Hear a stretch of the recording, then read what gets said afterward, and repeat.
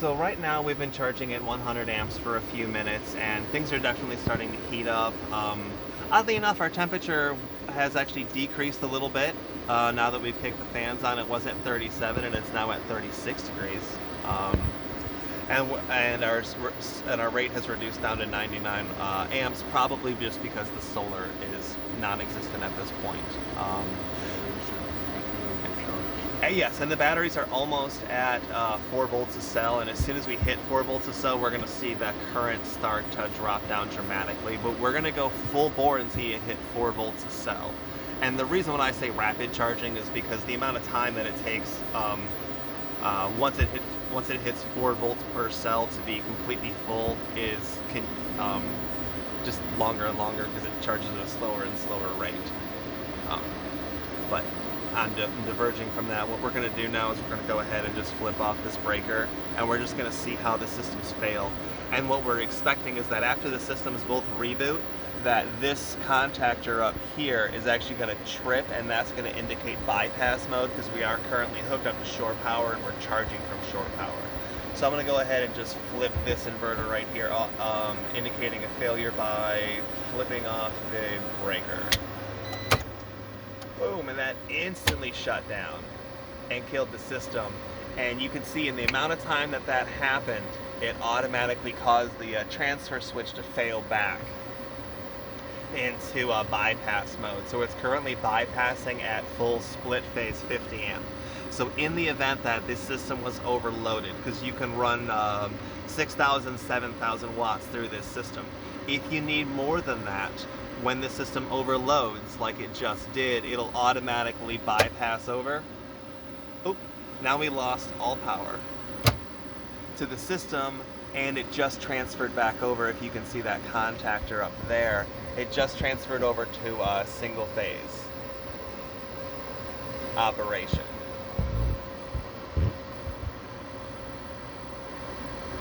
So to reiterate, they were in split phase, both invertering. Upon the failure, it automatically switched over to grid power, and then upon this, automatically rebooting itself and switch the system back over to automatic mode.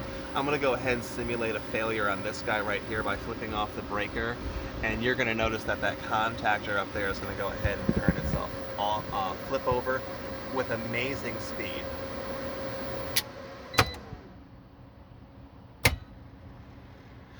Actually not that fast. Other contactors are much faster, but perhaps this one because it has some additional safety circuitry. So now all of these systems are off, and the system automatically bypassed itself to basically just factory mode. So if there is ever a problem with these systems, everything does just work. You would just have to automatically plug in or connect to the generator, and everything's going to continue to function. Now I'm going to go ahead and take these systems, and I'm just going to go ahead and turn this one on first. We're going to go ahead and kick that system on.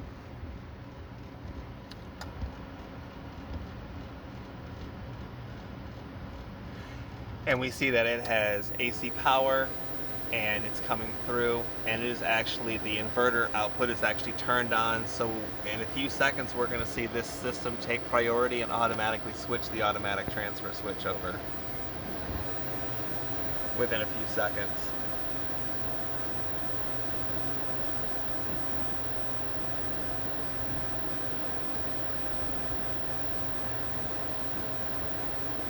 This was the delay I was referring to when I was like, I don't have patience for this. It's already broken. Because it took so many seconds for the system to click over. So that's the operation right there. So it automatically just took priority from the shore power and flipped it over to inverters automatically because these are set up in redundancy mode. So now as we go ahead and flip this guy on, we're going to see that the system's sinusoidal sign shows AC input. The solar panel sign below it, or icon, shows solar presence, and now it's going to start charging the system as well. Each of these systems can obviously work independently and will charge this from AC independently at an independently configurable rate. So if you wanted this one to be slow and this one to be fast, just for whatever reason, you can set it that way. The only reason really to do that is just ease of use. But additionally, it's the only setting that you can actually set independently. All the other settings, so if you change the lower voltage alarm on this to be higher, it'll also be higher on the other unit. So there's, it's the only setting that's really independent, and it's really the only setting that you'd ever change, because the only real variable you have in these systems is what kind of power you're set up with. Maybe it's a 50 amp, maybe it's a 30 amp, maybe it's a 15 amp, and that allows you to have this full adjustment. And when you do have both systems operating together, you'll be able to have full 50 amp power even when you're plugged into a 15 amp outlet, as these systems will limit themselves to how much power they're going to pull, and you can just pull, and you'll be able to consume as much power as you'd like. So now we can see that both systems are actually charging the battery here. I'm going to catch that into focus. Now the temperature dropped pretty quickly from 36 degrees down to 33.9 in the course of a few minutes, because we do have the fans blowing on the batteries, so we are clearly getting some pretty decent temperature. Plus, when you only had one going, it was only charging at 50 amps, so it's charging at a lower rate. That is true, yes. So we were charging generating the heat at 90 amps or so. Yes, so, but it just at a brief amount of time where we cut it, and we didn't actually cut it off fully, we had it just reduced. Made a pretty big difference, and now that we've hit almost 4 volts per cell, you can see that our current rate is actually starting to fall. We were not able to pull enough power from this in order to give me a full charge rate during the duration of the video, because we got that much solar today. We were getting real nice numbers of 1,300, 1,400, 1,500 watts of actual solar coming into the system. Like even right now, if I go up there, we are getting in 1.55 kilowatts, 1.57 kilowatt hours coming in, which has got to be really impressive, because they're rated as 395 watt bifacial panels.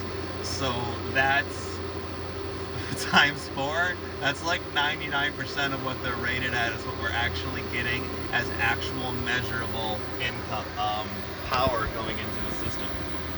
So we're actually pretty happy about that right there. Because even if we were to go ahead and just cut AC input power here, you can see that we're still getting an actual into the battery with losses. 1,575 watts is coming into the system from the solar, and this is with the losses of the cabling and the breakers and the Mppt conversions. And the refrigerator's off, the AC's off, everything's off. Yes, actually it's still powering the 2 inverters and the fan that's blowing on me. Right. So yeah, so it would actually be slightly, I mean, those are a few watts a piece.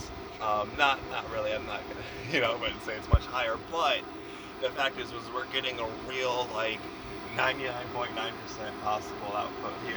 I mean, that's really what we're looking for here. It's just that kind of output.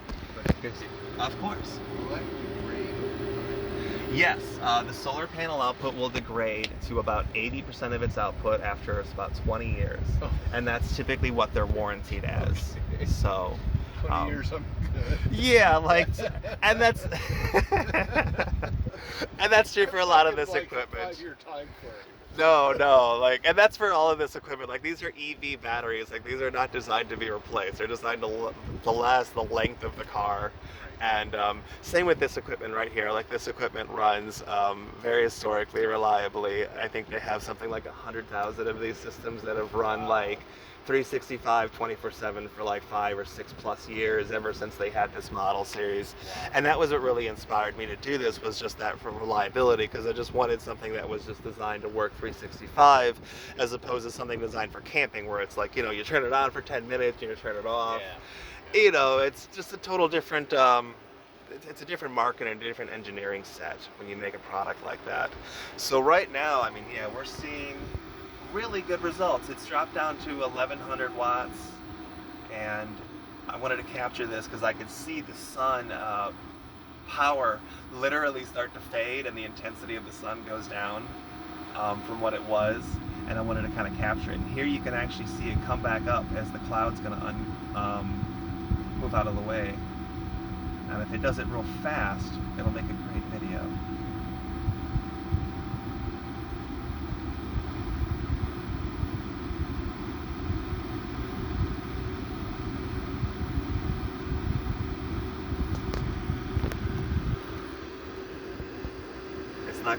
It's not quite paint drying, but you're like waiting for clouds to move, but it is kind of worth it because we're getting an actual 1570, 1593. If I get 1600, I'll be super happy as a congratulations to SunPower. Because you figure this is the actual power going into the system. We're still using a little bit, but it's matching what we're getting up here, which is 1570. Yeah, here 1570, 1582. So yeah, I'm really happy with that right there. 10% at 390.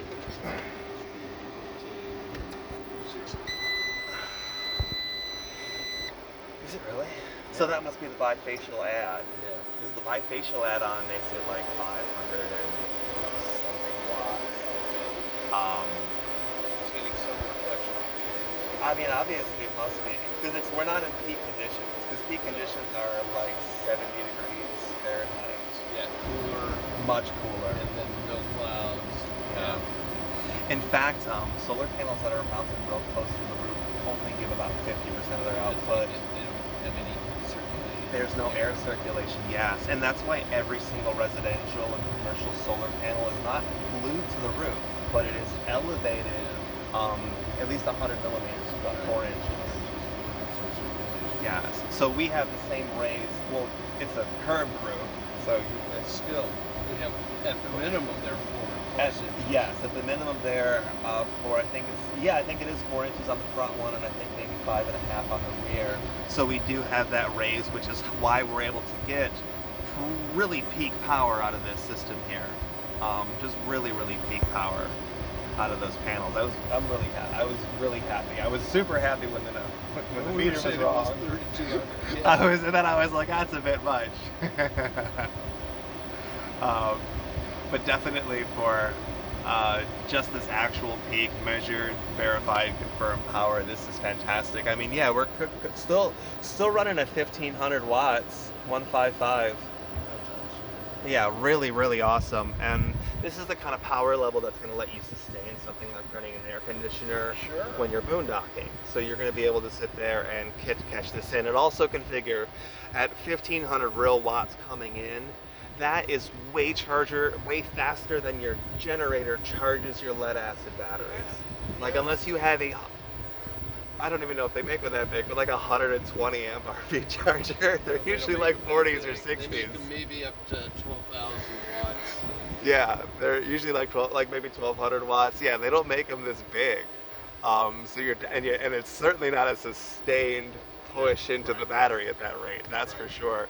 So you're getting, just with an hour of sun, way more power than you'd get with hours and hours of generator, and that's really a big factor, because in terms of just solar, you could have just fed this much solar into those batteries, but those batteries do not want to charge at this rate. No, they couldn't. No, they would not be safe. They'd explode. Yes, they definitely would. Whereas these batteries, absolutely designed to do this. I mean, these batteries, you can do 150 amp continuous and 300 amp burst.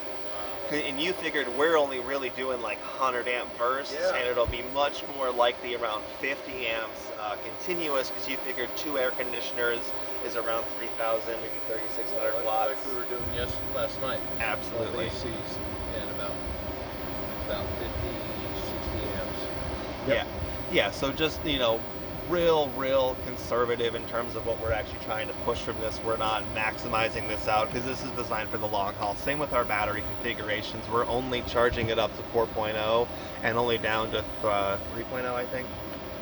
Yeah, 3.0. Yeah, I didn't think Or not even that low. Not even that low. I think it was like 3.25 or something. Yeah, because it'll shut off at around 50. The inverters will shut off at around 50 volts, so it's a little over 3 volts per cell. So we're doing it at that, and we're still getting these kind of numbers. So, Yeah, and the battery temp, even at a 60 amp charge rate, has continued to fall down to 32 C. So the fans are really making a difference. Yeah. And having the bay open too. Oh yes, I didn't think about that. I guess having the bay open probably is a factor. A lot of cool air circulating. Yeah. I suppose. So. But if the bay wasn't, yes, but if the bay wasn't open, how would I know what the values of everything were? Exactly. I couldn't. I can't possibly. I can't study it and film it at the same time. But hey, but still, really nice. I was impressed just to see the temperature go, because you figure that temperature sensor is behind all of this. So while the air definitely is able to escape and it's able to pull some in, it's pretty well back behind there. So I would imagine most of the air is coming in from the bottom and it's circulating itself through. And yeah, and we're continuing to see lower temperatures. So that's kind of what I was looking at, because you can see the fan there and right up there with this little divider. Just to direct the airflow through. The hottest component, which is definitely the Mppt, which is currently turned off. There's a little round breaker at the bottom here, so as I flip that device on, you're going to see it actually start pulling power from the lithium battery and sending it to the 12 volt battery. The reason we're using this device as opposed to any other device is it has a lot of really cool features, but predominantly it's energy efficiency. If this is going to pull let's see here, 350 watts into the battery, it's only going to be consuming maybe like 10 or 15 more watts from the lithium. So the conversion from the 60 volts to the 12 volts is very, very efficient. Very, very slow, very, very low losses, especially in comparison to the standard lead acid AC to DC chargers, which we're looking at like 80% efficiency ratings as I was actually measuring them. So this is actually much better. Additionally, it gives you the ability to turn on and off things like lights. You can look at it with your phone, and a lot of other features. It's got a temperature sensor on there. Yes, and because these 12 volt batteries, they feed the auto gen start, they feed the slide outs, they feed all the high amp 12 volt devices, and they also just function as a backup for all the other essentials. So if there is, for whatever reason, you have these huge batteries, that'll function for that auto gen start, and that'll keep everything running indefinitely for. I don't know if you want it for your video, but they're 3 200 watt 12 volt cells. That's what they are. Yeah, so you have a pretty good size, robust bank of AGM batteries. Absolutely, and you can get a lot of utility out of those. Our charge rate for the solar actually just kicked up and kicked back down again. It did rush up real quick, because I was listening to the fans kick on and off and get a little bit louder, and I was trying to figure out what was that cause, because our charge rate has actually dropped down to 50 amps because our voltage for the batteries is almost 64 volts, which means we're going to be full. So you're going to see that charge rate continuously fall, even though we have this setting put up to max. Anything you think we should add to this video? I'm filming now for about 18 minutes.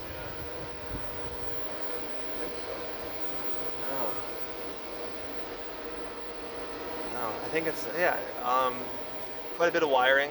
Just took, about half a day project, more or less, right? Yeah, half a day, maybe a full day if it's your first time. Just a handful of wires go here and there. Absolutely. All right, yeah.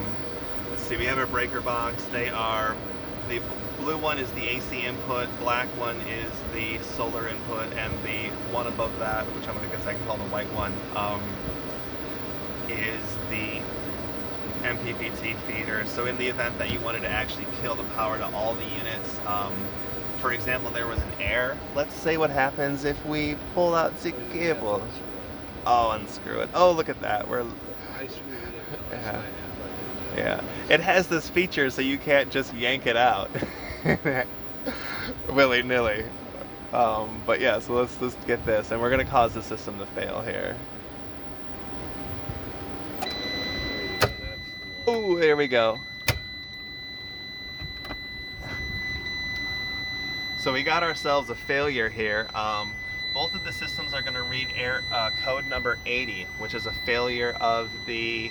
Ooh, and this one reads 82. Which just indicates how the failure happened. Now, you go, oh no, I unplugged these cables. And you plug them back in. It doesn't solve the problem. It does not solve the problem. So you go ahead and flip off the battery breaker. And it shuts off that system. But this system right here is still on. What if you shut off the battery breaker? It turns itself off. If it didn't, for whatever reason, you would also go over here and shut off the AC input power and the solar power, just to fully power cycle the system. And then you go ahead and flip everything back on again. Breaker number 1, breaker number 2. And now you're going to see both systems are going to turn back on, recognize each other, and go into parallel inverting mode. And as they do that, we're going to focus on the automatic transfer switch up ahead, which is currently in bypass mode, but it's going to switch over to, I guess I would call that inverting mode or battery backup mode, because this is going to be treated mostly like a battery backup. So if you are at a campground and the power were to fail, then the system would just automatically switch back over. But once the systems are up and running again, they're going to take over priority. And that's going to happen after a certain delay.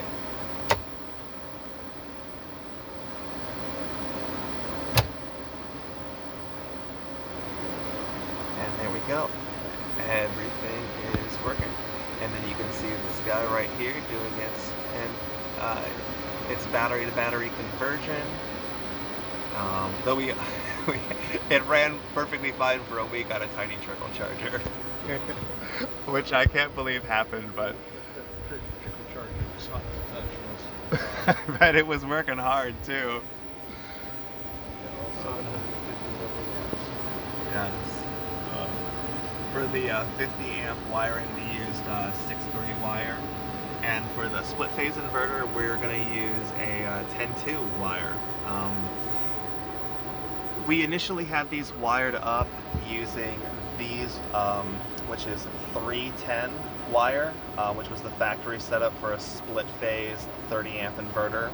However, the split phase system pretty much just allowed any 2 devices to work. So you could have both air conditioners on, or the air conditioner and the microwave, but not 2 air conditioners in the microwave. Anyone familiar with a 30 amp coach knows the limitations, and those limitations still existed, except for they were doubled. So you could have on, and we could have lived that way, but in all honesty, the 50 amp single phase was the way to do it, because then there were really no restrictions, because it's all perfectly shared. So when you're adding up 1800 watt devices, so you have 2 ACs on high are 1800 watts, on low they're 1200 watts.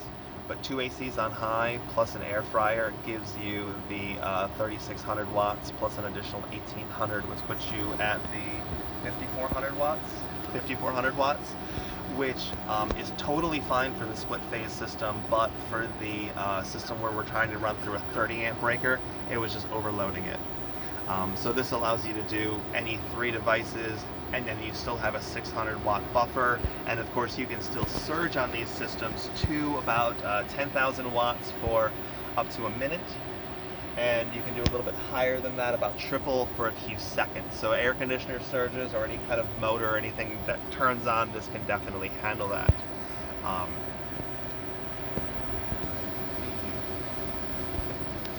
So for a coach with different appliances, air conditioners that were a lower BTU and only consumed about 1200 watts or 1400 watts, and lower end microwaves that only can pull about 10 amps from the outlet, or about 1200 watt microwaves, split phase would have worked absolutely beautifully. It would not have required the additional time and equipment. However, with this coach with the larger devices, it allows for that. It also doesn't put any kind of weird balancing requirements, which would be, you could have 2 appliances on, but not but not also this other appliance, and this eliminates all of that. And it still gives us full power functionality in bypass mode, which was the primary reason for it. So if we are wanting to run the generator, which is more than 6,000 watts, or shore power, which will be 10,000 watts, we still have that capability. The odds that you're really going to need that are pretty low, but on the occasion where you want to just turn everything on, you can do that without any restrictions, because that's really what this is about. Same with the charge rate here. That 100 amp charge rate, it's not what you're going to use all the time, but if you just wanted to turn the generator on for a couple of hours before you go to bed and have enough heat or air conditioning to last you all night, that'll give you that. Just a little system here. And we still got to put the base plates on and wrap up all the wires, of course.